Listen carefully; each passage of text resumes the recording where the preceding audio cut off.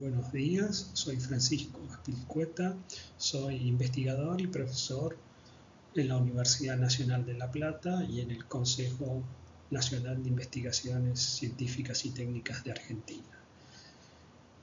Quiero agradecer a Virginia McKern y al comité organizador de la escuela por invitarme a dar esta presentación, que trata sobre el uso de mediciones GPS en el estudio de la ionosfera terrestre. Bien, la imagen muestra los temas que abordaré en mi presentación. Daré información básica del sistema GPS, presentaré las ecuaciones del observable de código y de fase. Después hablaré de las combinaciones que se utilizan para obtener la información ionosférica. El paso siguiente será el de procesamiento de las observaciones de código y de fase para obtener información ionosférica precisa. Después hablaré de la técnica de obtención de las constantes de calibración. Mostraré un ejemplo de modelo del TEC sobre una estación a lo largo de un día y modelo del comportamiento del TEC a escala global, también para un día. Finalmente, daré información de la serie de satélites TOPEX y JSONs, que también son sistemas geodésicos que permiten obtener información ionosférica. La técnica que les voy a presentar está específicamente relacionada al sistema GPS, pero es aplicable a los otros sistemas de navegación satelital. Bien, el sistema GPS consiste en 30 satélites orbitando en 6 planos separados aproximadamente 60 grados entre sí sobre el ecuador y a una inclinación de 55 grados. Dan 2 revoluciones por minuto. Y desde el punto de vista ionosférico nos interesa saber que la altura a la que orbitan es de 20.000 kilómetros, es decir, mucho más alto que el límite superior de la ionosfera. Y el otro punto importante es que los satélites transmiten señales en múltiples frecuencias. Finalmente, es interesante mencionar que los receptores GPS son extremadamente autónomos. La figura representa un esquema simple del funcionamiento del sistema GPS. Por un lado tenemos al satélite orbitando a 20.000 kilómetros. Por el otro lado, en el otro extremo, está el receptor ubicado sobre la superficie de la Tierra, y esta línea roja representa el camino que sigue la señal transmitida por el satélite. En el camino hacia el receptor, la señal atraviesa esta región celeste que se corresponde con la ionosfera. El observable básicamente es distancia satélite-receptor.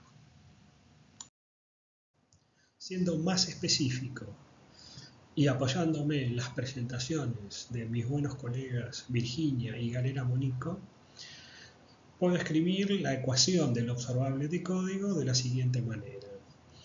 El observable GPS es igual a un término debido a la distancia geométrica entre el satélite y el receptor.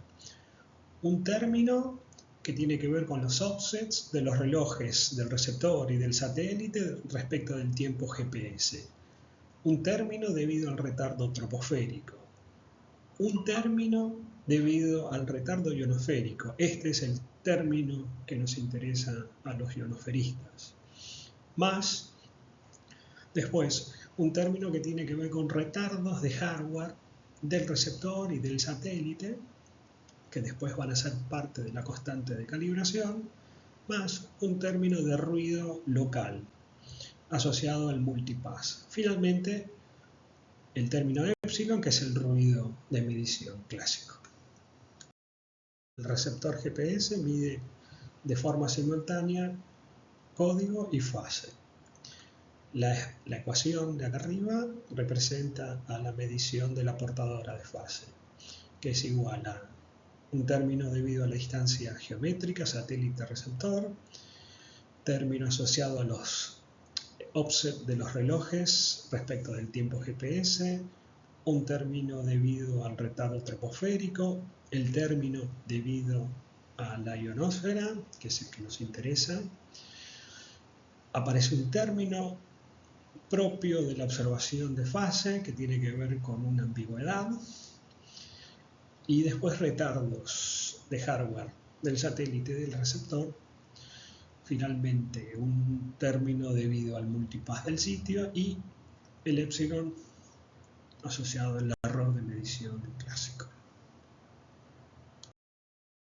Para extraer la información ionosférica recurrimos a la conocida como combinación ionosférica o combinación libre de geometría, que consiste en hacer las diferencias entre pares de mediciones de código de dos frecuencias, como se muestra en la imagen.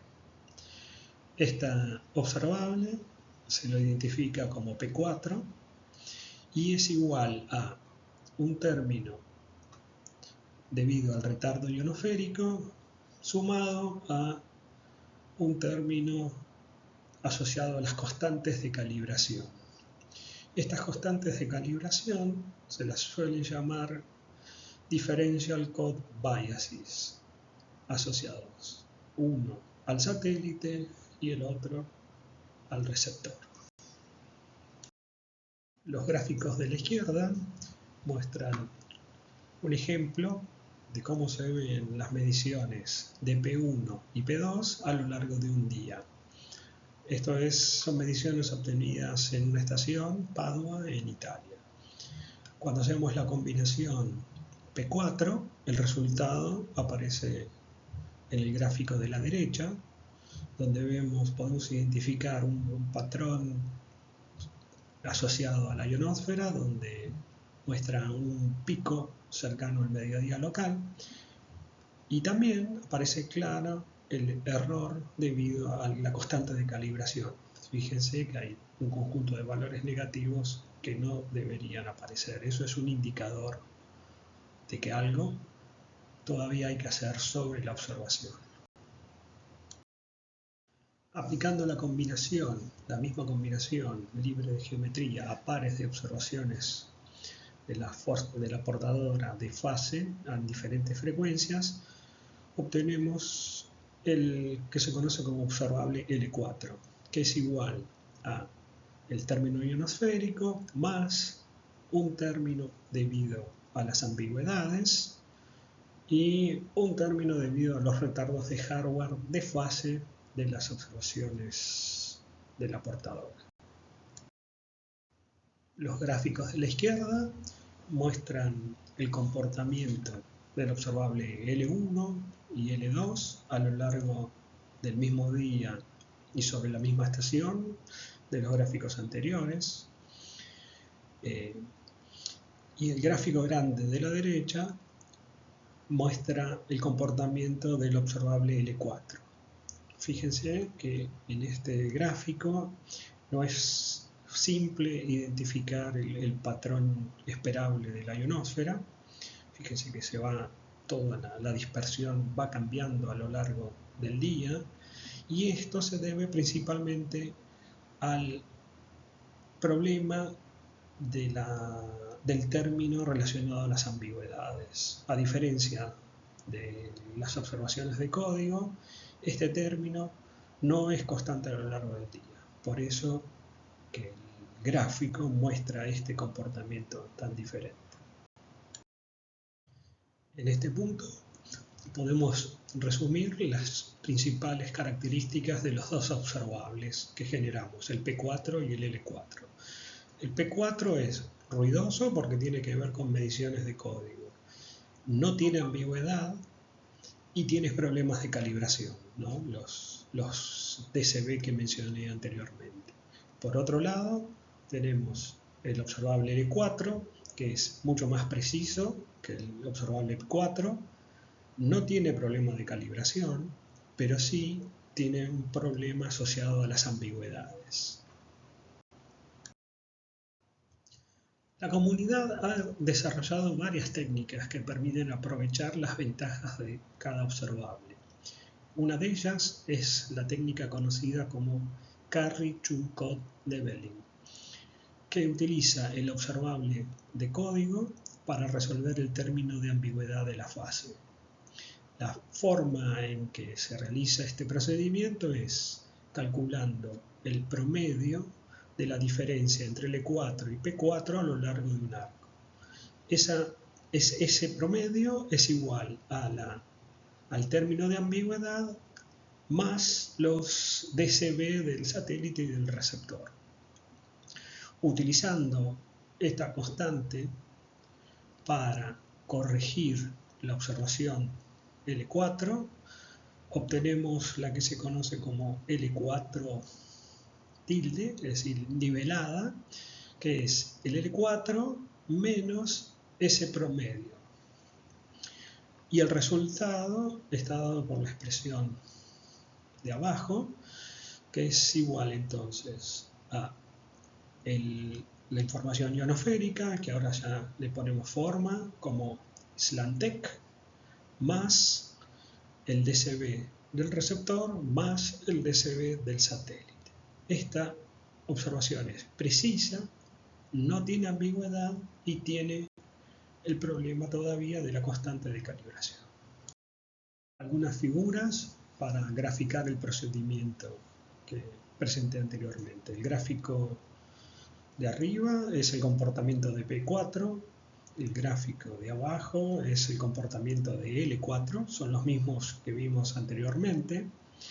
Al hacer el procedimiento de leveling, del Karl-Chukot leveling, y obtener el L4 nivelado, obtenemos lo que aparece en el gráfico de la derecha. Fíjense que tenemos ahora sí volvemos a tener el comportamiento, el patrón esperable de la ionosfera con un máximo cercano al mediodía.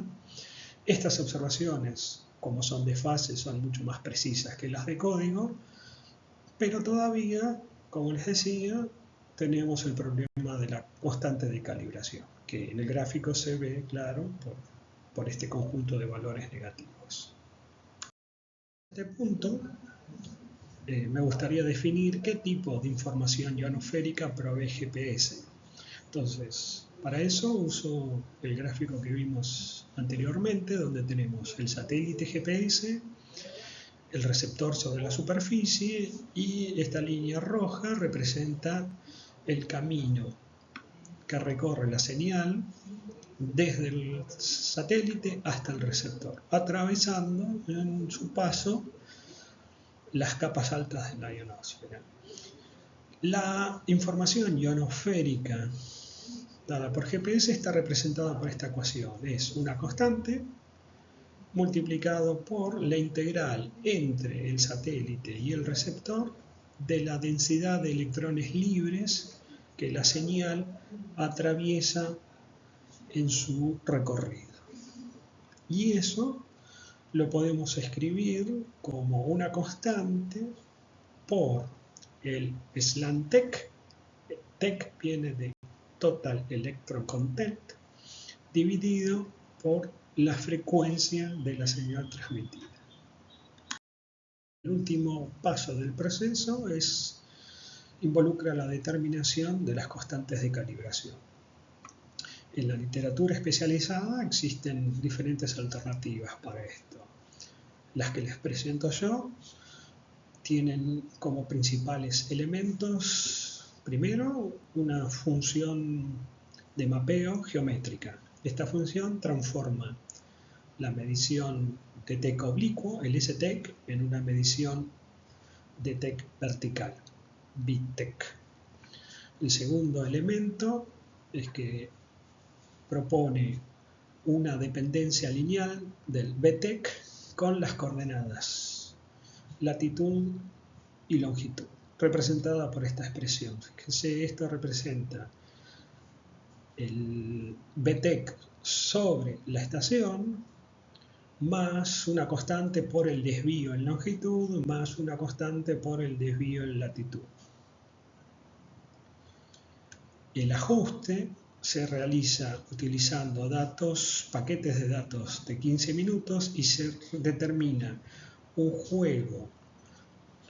a partir de mínimos cuadrados un juego de valores para el BTEC 0, el A0 y el B0 cada 15 minutos. y un conjunto de DCBs o de constantes de calibración que se consideran constantes durante todo el día. Los gráficos de la figura sirven para ilustrar el último paso del procedimiento.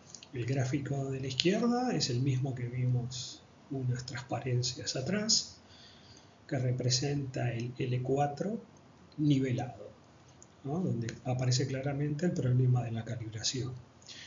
El gráfico de la derecha es el resultado del último proceso, donde ya obtenemos mediciones del SLAMTEC calibradas. Fíjense que desapareció el problema de la calibración y podemos identificar claramente el patrón diario esperable para la ionización sobre una estación.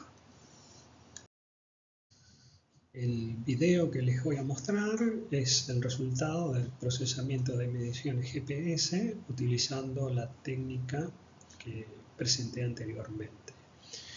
El centro de la imagen es la estación core y lo que van a ver es el comportamiento a lo largo de un día de la densidad de electrones sobre esta estación. ¿Sí? En algún momento cercano al mediodía tenemos los valores máximos.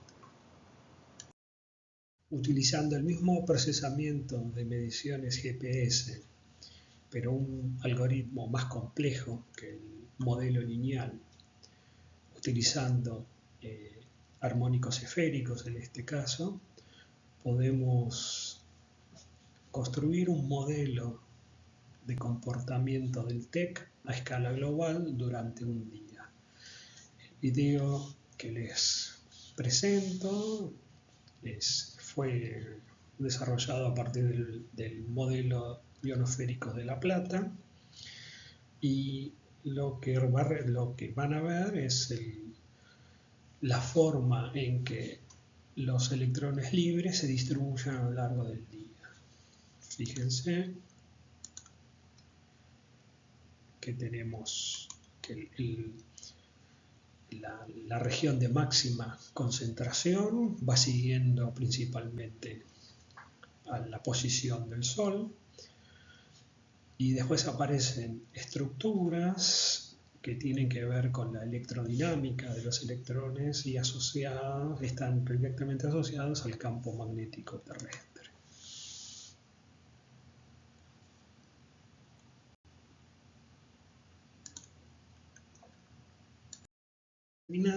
Quiero darles mínima información sobre otra técnica geodésica que utilizamos en estudios ionosféricos. En particular, me refiero a los satélites altimétricos TOPEX y JSON. El estudio principal de estos satélites es el comportamiento del nivel medio del mar.